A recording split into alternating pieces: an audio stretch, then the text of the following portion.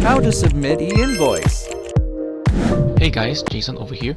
So in the past episode, I've been successfully demonstrate how to perform our 3 different homework before any e-invoice submission, which is maintain company profile, maintain customer, and also maintain our stock item. So if you haven't checked the past video, please make sure to look it up before we move to the next step. So in this video, I will be covering how to submit e-invoice to LHDM portal using Sandbox Environment together with our SQL software. If you are liking this video, please make sure to like, subscribe, in order to follow the latest e-invoice news from SQL. Without further waiting, let's moving towards e-invoice submission. After we successfully done 3 different homework in the past videos, let's go to Sales and then Sales Invoice. So in this video, I'm going to demonstrate with a brand new Sales Invoice. Select New and then select your customer. Next will be the description of our transactions. And then make sure to check the unit price and also subtotal. After all being done, select Save. And then in the left panel there is a More button. Select it, and then after we scroll down, here inside the MyInvois tab, we can double check which type of submission is being determined by us. And also we can double check the BRN and also TIN number of our customer. After all being checked, we can select submission of the e-invoice. Select MyInvois button and then select Submit E-Invoice. And then in a fraction of a second, a validated e-invoice will be printed from LHDM portal. So in here we can have a look at E-Invoice Number, which will be following our sales invoice transaction number, and then next will be UUID Code.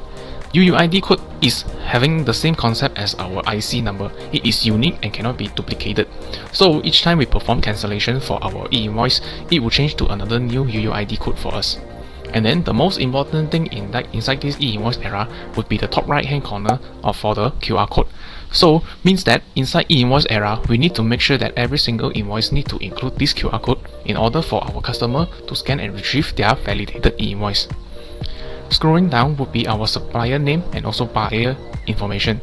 And then later on will be our e-invoice issuance, validation, and also submission date and also time. So that is how you can submit your normal e-invoice. After submit our e-invoice, there are 2 ways to check the e-invoice status inside our software. First, inside the transaction, we can select first, refresh the transaction. After it shows a green tick, press the MyInvois button again, and then select Refresh Sandbox E-Invoice status. And then over here, we'll be sharing the same information as after we submit the e-invoice.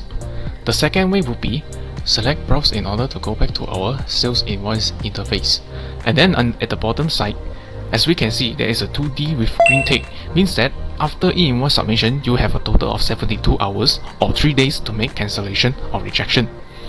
And then at the last column, it will show you a status of valid after you successfully submit your e-invoice to LHDM portal.